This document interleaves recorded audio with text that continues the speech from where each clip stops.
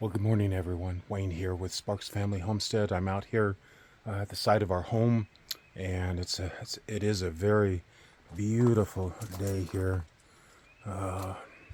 That's coming up. It's about 8:30 or so on this Sunday morning, and so I just wanted to do a little bit of a brief video here, give you an update. And are you honest? So, yeah. So anyway, so I thought I would do a little bit of a walk around here. Surprise, surprise, things are happening. So part of the front of our place here, keep in mind we've only been here 5 months. So there's a lot going on that is just the infrastructure that we're doing here. Kayla's opening up the shed doors here. That's our well house and our temporary garage and our temporary garden area. It's 10 by 12, and we're very, very blessed to have it. I wish we could have something bigger, but that's where we're at right at the moment. But we decided, just so you know, to make this section right here to be our fruit orchard. And we just have begun to do garden beds. I've got 4 of these Rubbermaid things that I bought from, let's see, where did I get them? It was Tractor Supply. Tractor Supply, I bought 4 of them a couple years ago. Put 3 holes in the bottom of them. They're more like for cows or whatever, for drinking. And we are converting them into our garden beds. And we also bought some galvanized metal ones that are on their way here. And in this one here I'm showing you, we planted some strawberry plants in there just as of yesterday. And my daughter-in-law did that. And then the other one over there is, I think she did some onions in that. So anyway, we just have 2 of them, and we're going to probably today put another 2 more out here. And this is one of the entrances to our property. It's the larger one, the gate that I installed, and my son and I installed right up there. There's a 16-footer going across, and the county road is right up there too.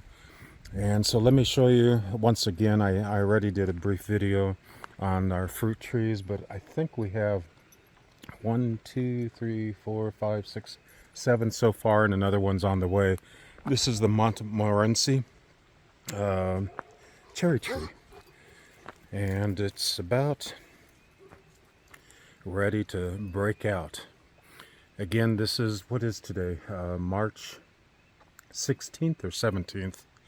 It's Sunday, sort of behind the times here. I haven't even been focused on anything with electronics or media or whatever. I'm just sort of burnt out with all that, and it's just sort of been nice just to work out in the country here on our mountaintop here, and where we can just do with what we're currently doing, and stress-free. That's what it is.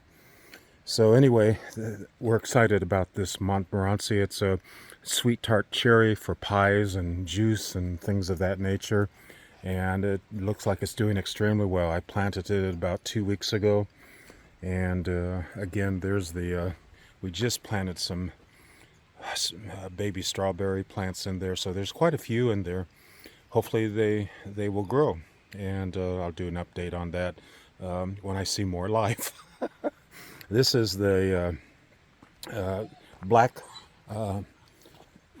let's see, what do they call it? It's a black cherry.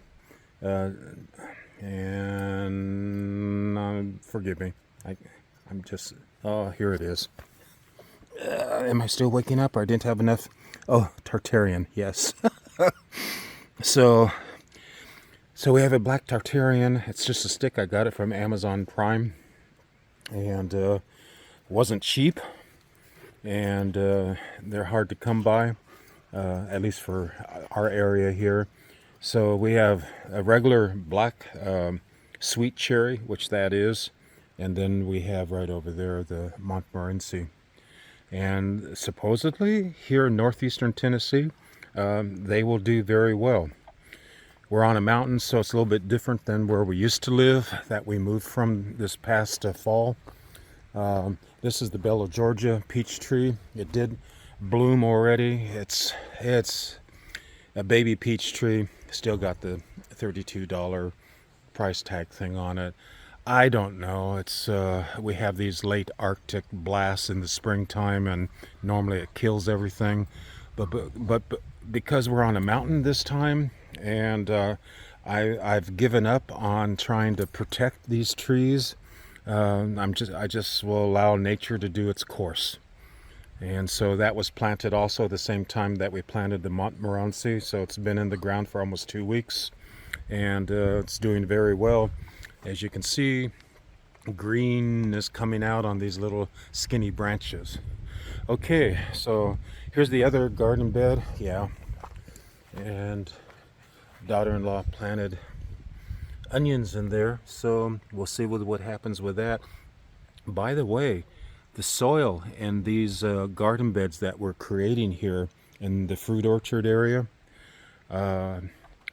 is from, and I hope to walk over there, the creek. I haven't really done much for videotaping on the creek, but I'll maybe do that in the next few minutes here.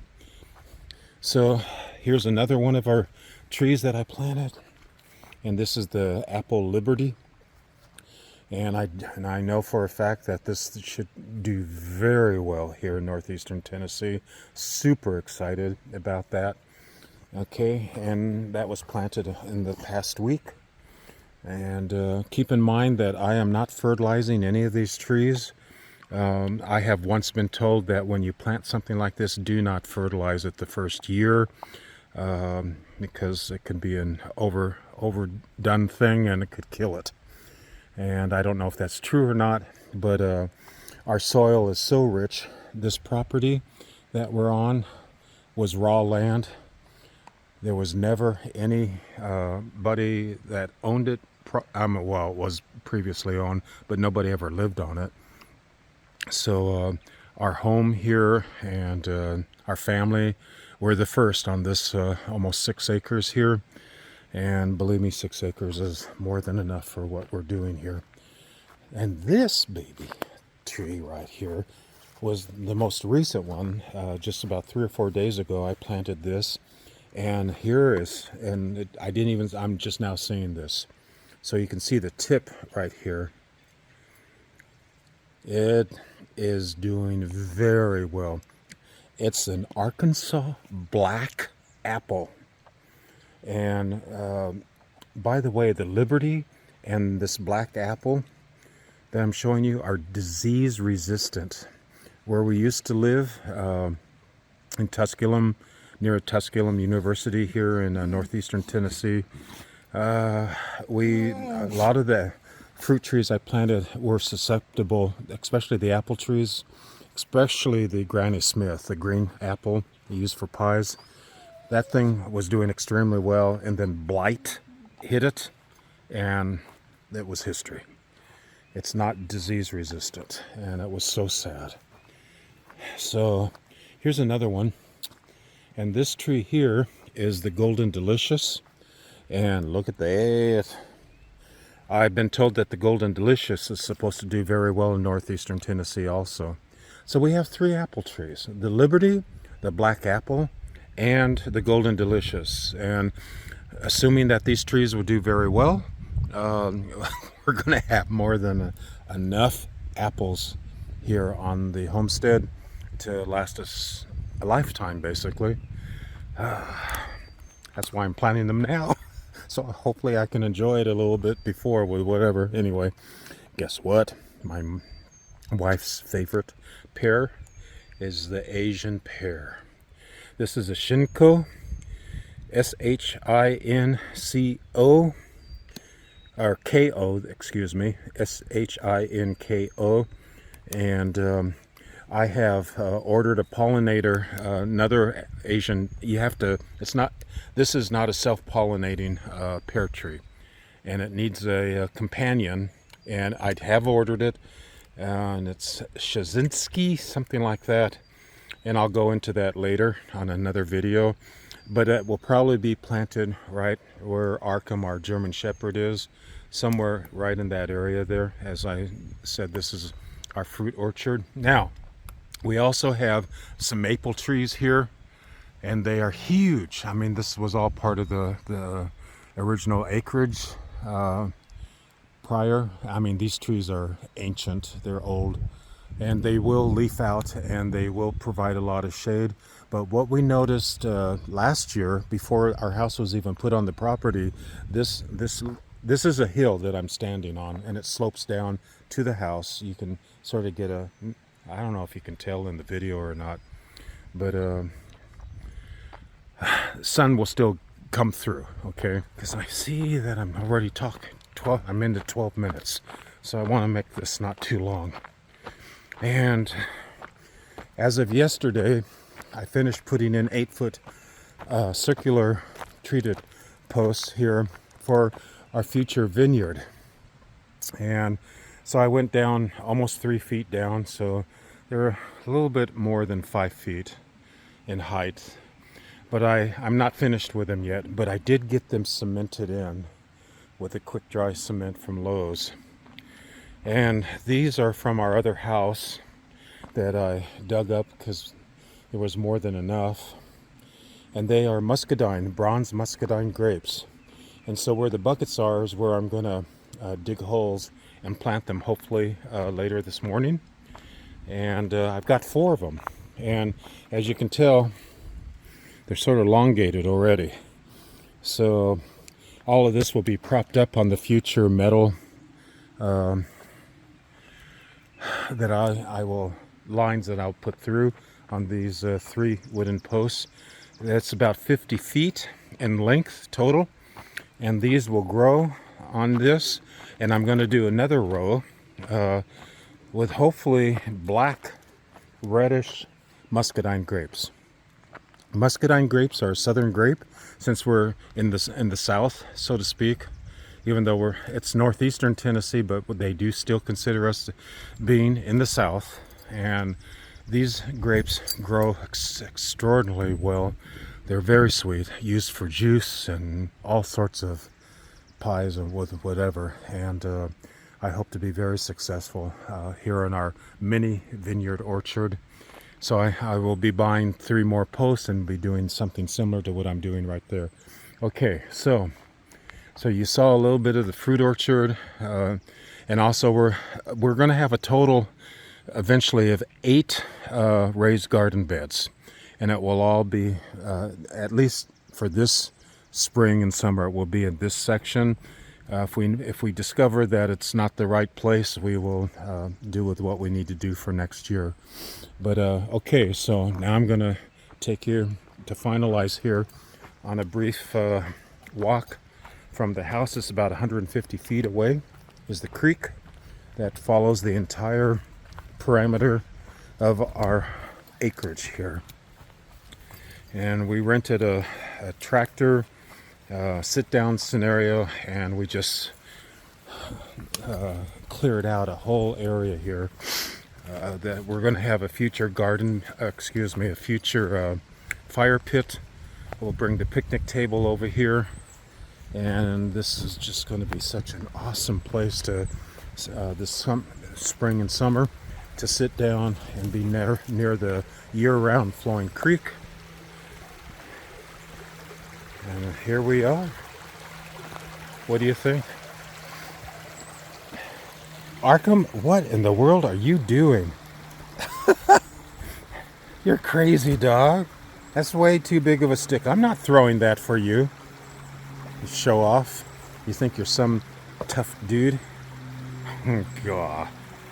So anyway, this is part of our property here. That is not part of our property over there. Actually, I met our neighbors that actually owns, I call it a shack, but actually it's a cabin, so to speak, and they're working on it, renovating it.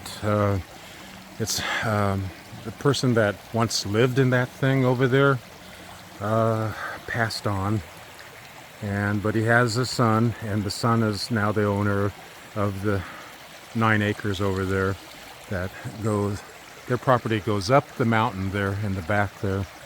So that's all their property over there, and our property is over here. And so the end of our property is way out there, and it goes across where you see our home over there, all the way to the other end, which is, I'll round it off to like 6 acres. And this creek literally flows all along our property.